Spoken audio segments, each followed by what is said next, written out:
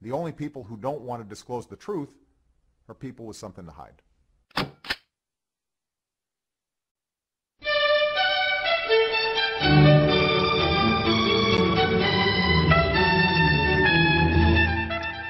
Well, the U.S. Constitution says that no person except a natural-born citizen shall be eligible to the office of president.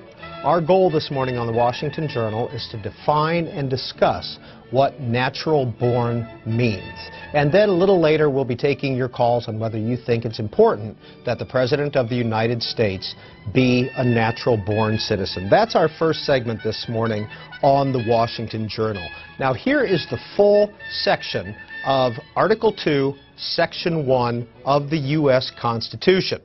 No person except a natural-born citizen or a citizen of the U.S. at the time of the adoption of this Constitution shall be eligible to the office of President. Neither shall any person be eligible to that office who shall not have attained to the age of 35 years and been 14 years a resident within the United States. Now, the important part for us is the phrasing of natural-born citizen. And joining us now is a Temple University law professor, Peter Spiro, who has looked into the issue and studied the issue of natural-born. Professor Spiro, what does it mean to be natural-born citizen? Does that mean you're born within the borders of the U.S.? Well, we don't really have a definitive answer to that question. We don't have any interpretations of the phrase from the U.S. Supreme Court.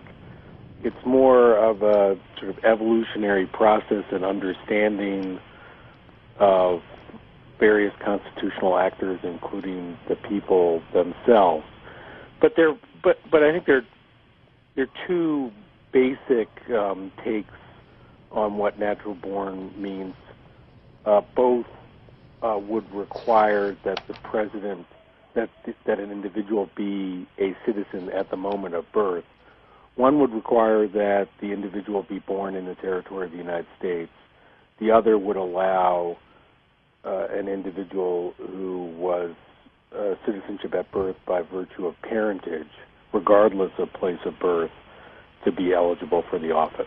Now, taking that second one, Professor Spiro, a parentage alone, so somebody could be eligible to be president if one or both of their parents was a citizen of the U.S. and they happened to be born outside the borders?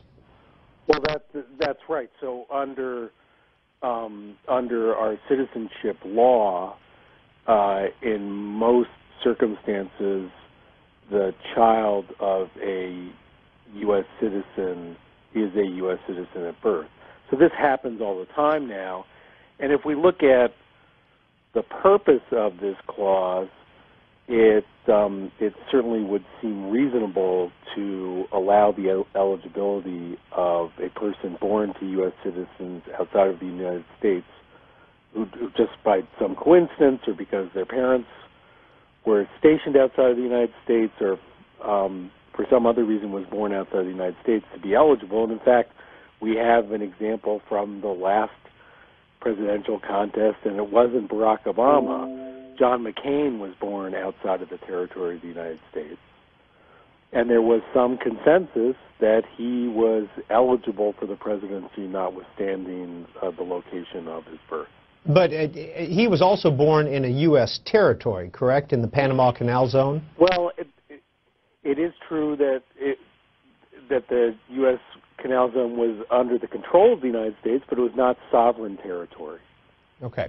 So, given the current kerfuffle that President Obama tried to lay to rest yesterday with his release of the long form, if he had essentially been born in Kenya for any reason, would that have disqualified him automatically from being President of the United States? Well, good question. And I think part of what's given the birther movement some legs is that under the law as it existed in 1961, Barack Obama would not have been a citizen at birth if he had been born in Kenya. Now, the U.S. Code and U.S. laws, we've got kind of a rundown here of some of the different things that have been added over the years. Why has the U.S. citizenship law been upgraded or changed over the years? Well, the general trend with respect to citizenship by descent is to make it more liberal, to make it more expansive. And the change as it relates to Obama is to reduce the residency requirement of a U.S. citizen parent in order for the parent to pass citizenship to a child at birth where the other parent is a non-U.S. citizen.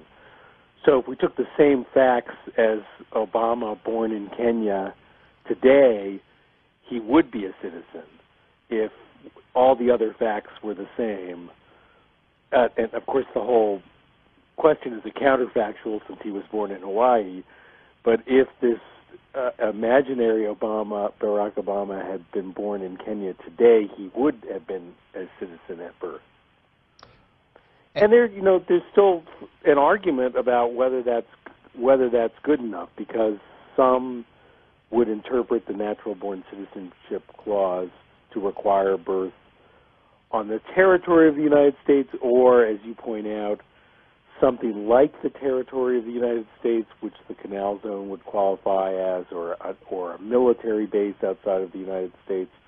So this is something, because it's not the kind of thing that's going to get litigated and for which we're not going to get a definitive word from the Supreme Court on, it just becomes something that people argue about and then arrive at a consensus about it. And that's the McCain example, again, is really interesting from this perspective, because there's a pretty good argument that he shouldn't have qualified as a natural-born citizen, and yet everybody, including Hillary Clinton and Barack Obama, the U.S. Senate, editorialists, everybody was on board that he was eligible.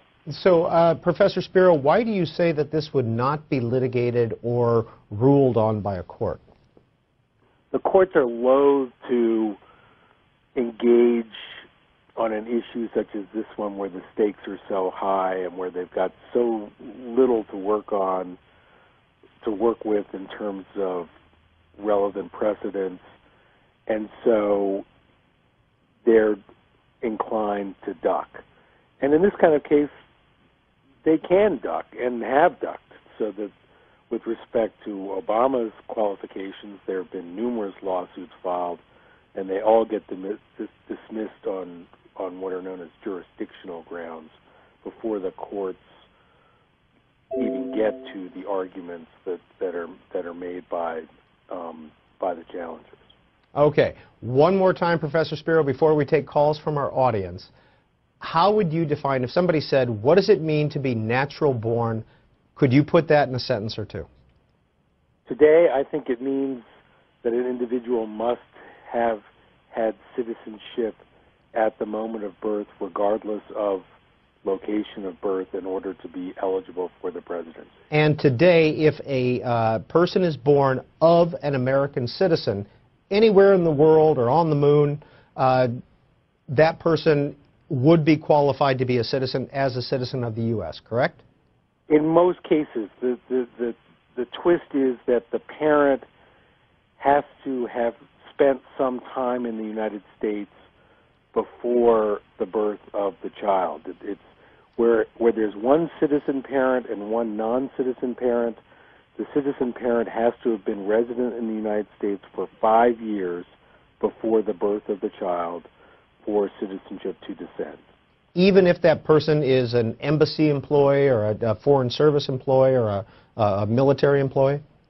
That's true, but in those cases, the 5 years residency will have been satisfied in almost all cases. Professor Peter Spiro is a law professor at Temple University. We appreciate your time this morning, Professor. The only people who don't want to disclose the truth are people with something to hide.